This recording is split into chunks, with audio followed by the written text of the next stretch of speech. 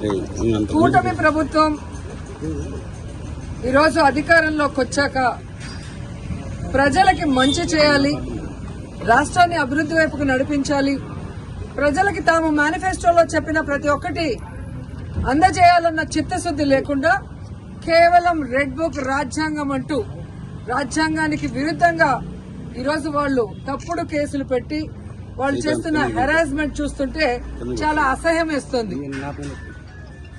ఈరోజు వైఎస్ఆర్ కాంగ్రెస్ పార్టీ నాయకుల మీద కేసులు పెట్టి వాళ్ళని అరెస్ట్ చేసి కోర్టుకు తీసుకువెళ్లి కోర్టులో బెయిల్ ఇచ్చే లోపల ఇంకో పోలీస్ స్టేషన్ లో ఇంకో కేసు పెట్టి మళ్లీ ఇంకో కోర్టుకు తీసుకెళ్తాం, అక్కడి నుంచి బయటకు వస్తే మళ్లీ ఇంకో కోర్టులో కేసు పెట్టి ఇంకో చోటుకు తీసుకెళ్తాం. ఇది మనం కళ్ళారా పోసాని కృష్ణమురళి కేసులోనే మనం చూస్తున్నాం. అలా చాలా మంది మీద కూడా జరుగుతున్న విషయాన్ని ప్రజలు తెలుసుకోవాలి. ఎందుకంటే సుప్రీంకోర్టు క్లియర్ గా మార్గదర్శకాలు ఇవ్వడం జరిగింది. ఒక మనిషిని అరెస్ట్ చేశాక ఒకవేళ ఆ మనిషి మీద వేరే వేరే పోలీస్ స్టేషన్ లో కేసులుంటే వాటన్నిటికీ పీటీ వారెంట్ ఇచ్చి ఒకే చోట విచారణ చేయాలని స్పష్టంగా ఉన్న వాంటెడ్ గా ఈరోజు జిల్లాలకి పోసాన కృష్ణమురళి గారిని వెహికల్లో తీసుకెళ్లి ఎలా హ్యూమిలేట్ చేస్తున్నారు, ఆయన ఆరోగ్య పరిస్థితి బాగా లేకపోయినా ఆయన ఏ విధంగా టార్చర్ పెడుతున్నారో మనం కళ్ళారా చూస్తున్నాం.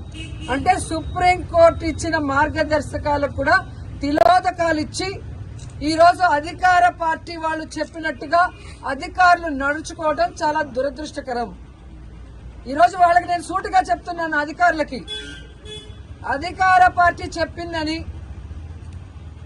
మీరు ఈ విధంగా సుప్రీంకోర్టు మార్గదర్శకాలకి తిలోదకాలు ఇస్తే ఈ రోజు మా పార్టీ నాయకులు ఇబ్బందులు పడొచ్చు, కానీ భవిష్యత్తులో రాబోయేది వైఎస్ఆర్ కాంగ్రెస్ పార్టీ.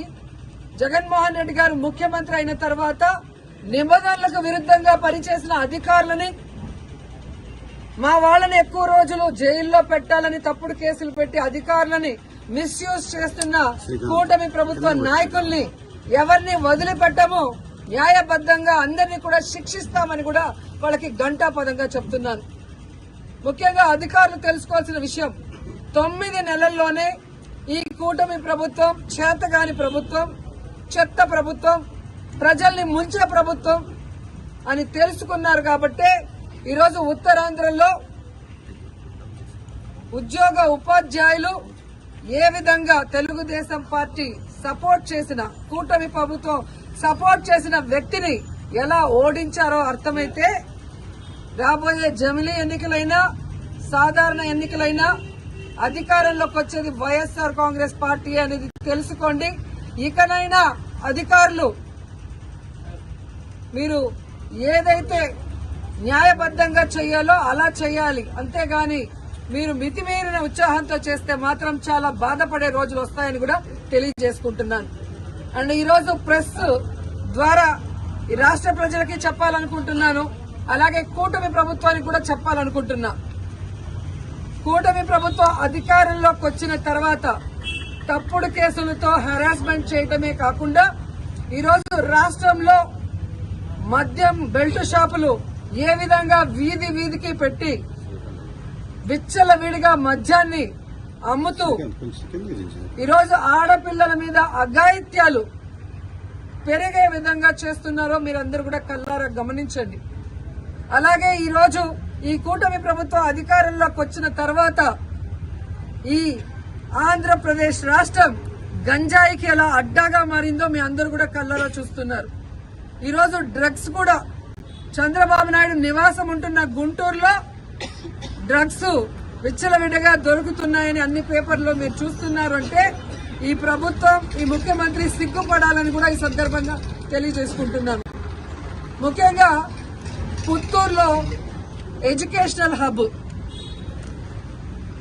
ప్రైవేటు ప్రభుత్వ ఇంజనీరింగ్ కళాశాలలు, డిగ్రీ కళాశాలలు, అలాగే మెడికల్ కళాశాల, ఆయుర్వేదిక్ కళాశాల, ఇలా ఎన్నో కాలేజీలు పుత్తూరులో ఉంటే ఈరోజు గంజాయికి అడ్డాగా మారింది. గతంలో కూడా తెలుగు యువత హరి అనే అబ్బాయి ఈ విధంగా విచ్చలవిడిగా గంజాయి అమ్ముతూ దొరికిన దాఖలాలు పుత్తూరులో మీకు కనిపించాయి. అదే వ్యక్తి వైజాగ్ లో దొరికాడు 28 కిలోలతో, అది కూడా మీరు గమనించారు. ఆ రోజుల్లో మేము పోలీసు వాళ్ళని ఇలాంటివి జరగకుండా తప్పు పనులు చేసే వాళ్ళని తరిమి కొట్టాం. కానీ ఈ రోజు ఎమ్మెల్యేనని చెప్పుకునే వ్యక్తి ఆడికి అమావాస్యకి ఒక రోజు కాన్స్టిట్యున్సీకి వస్తున్నాడే తప్ప గంజాయికి అడ్డాగా మారిన పుత్తూరుని నగిరిని కాపాడటానికి ఏ రోజు ఆయన నాయకులు పని చేయలేదు.